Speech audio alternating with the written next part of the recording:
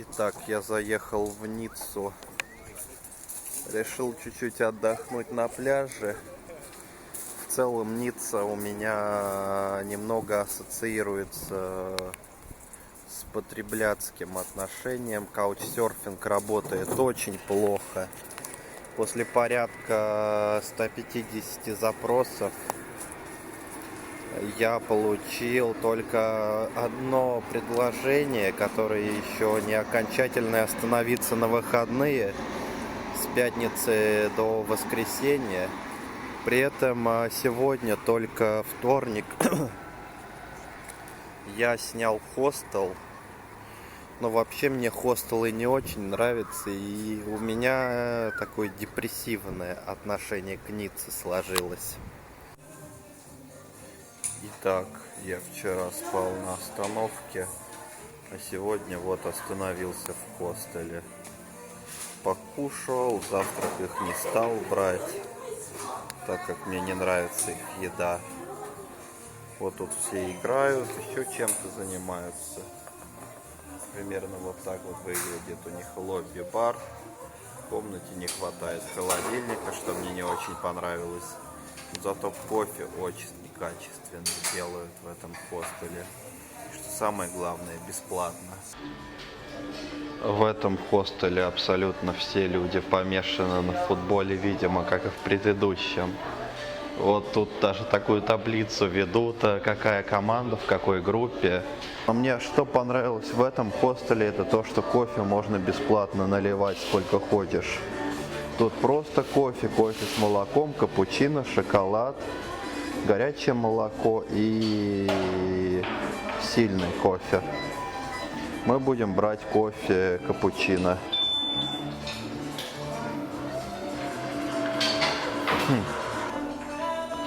Все, готово.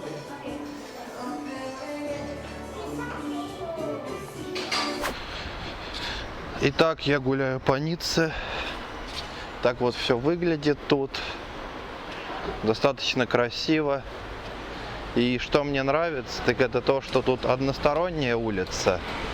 И вот тут вот автобусы по этой полосе ходят, а подальше автомобили. И тут полоса для автобусов и велосипедистов отделена конструкционным заграждением. И велосипедисты могут ездить сравнительно спокойно тут, по этой улице. Еще что мне нравится, то что нигде нету сплошных заграждений. То есть тут стоят столбы на переходе, чтобы сюда машины не заезжали. Тут вот тоже стоят столбушки, чтобы машины сюда не заезжали и не могли заехать. А вот тут вот стоит что-то типа заграждения, но по факту оно не сплошное, и можно спокойно пройти пешеходу при желании. Это мне очень даже нравится, потому что у нас в России они все сплошные идут порой, и приходится прыгать через такие ограждения. А тут можно и велик припарковать, как люди делают к этим. Тут еще есть целая куча светофоров в Ницце. Светофоры почти на каждом перекрестке. Это то, что мне не нравится. Очень часто люди переходят на красный. А вот тут вот, видимо, были нормальные раньше заграждения.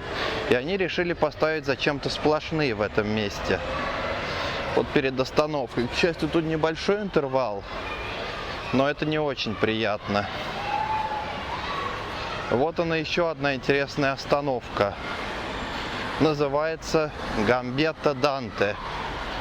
Я так подозреваю, это улица Данте, Рю Данте, в честь итальянского писателя Гамбетта Данте. И при этом, что самое интересное, автобусов тут никаких не останавливается.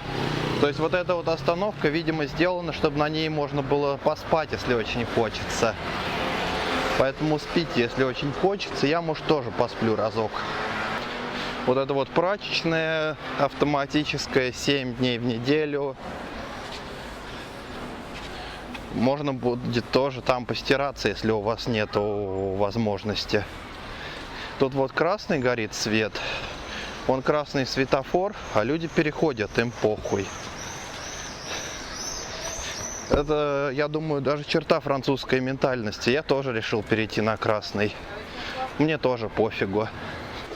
Но мы переходим сейчас на зеленый свет и идем в Lidl. Итак, собственно, я захожу уже в Lidl. Работает с 8:30 до 20, с понедельника по пятницу. В воскресенье не работает. Не принимают какие-то карты. В принципе, это немецкая ментальность, что Lidl это немецкий магазин, и он не работает в воскресенье. Целая куча булочек и целая куча русских окружающих. Все говорят почему-то на русском. Как будто я в России. Сложно представить, что я в Ницце. Тут вот продаются такие вот сладости, эклеры и прочая вредная еда, которую лучше не брать.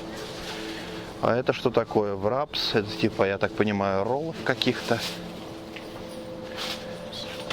Тут вот продаются багеты по 35 евроцентов, что достаточно дешево. И круассаны по 30 центов. Но их нету. Еще тут продаются всякая пицца, сыры.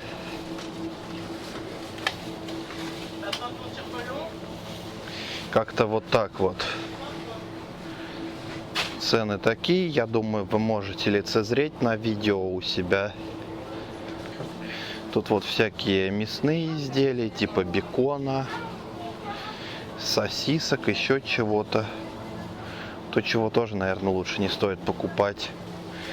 А вот это вот 150 грамм за 1,69 не очень дорого, кстати. Это какая-то хамон, масло сливочное. А я хотел взять себе, уже забыл что, сэндвич и воды.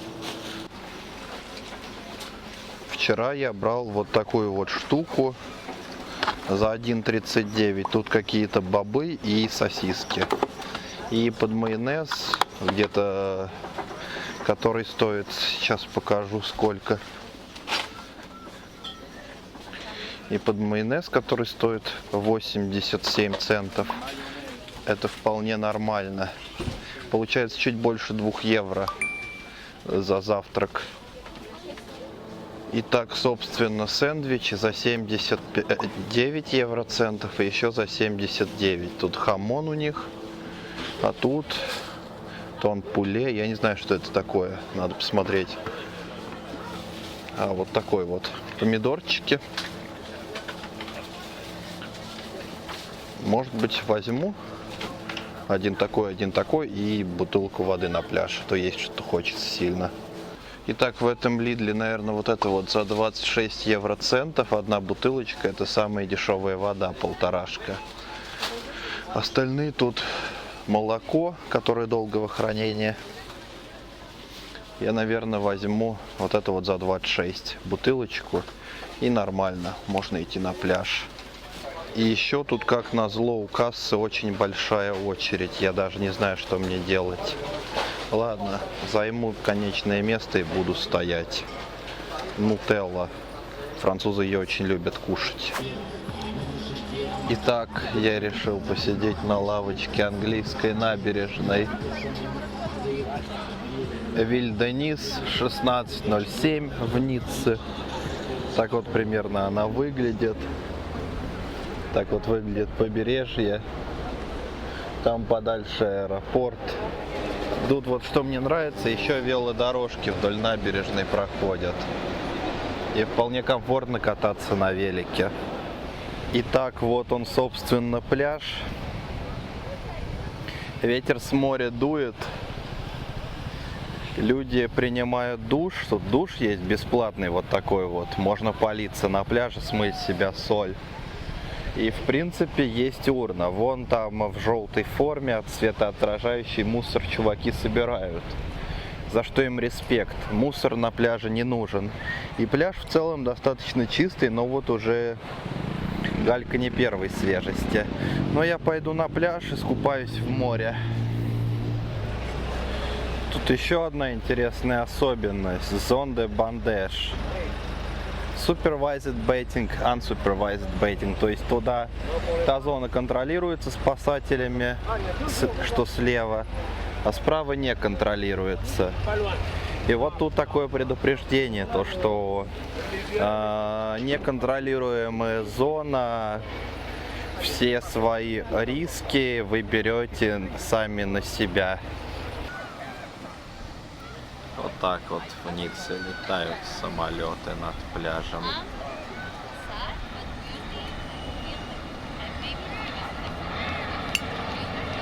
Заходит на посадку рейс из Парижа, Шарль-де-Голля в Ниццу.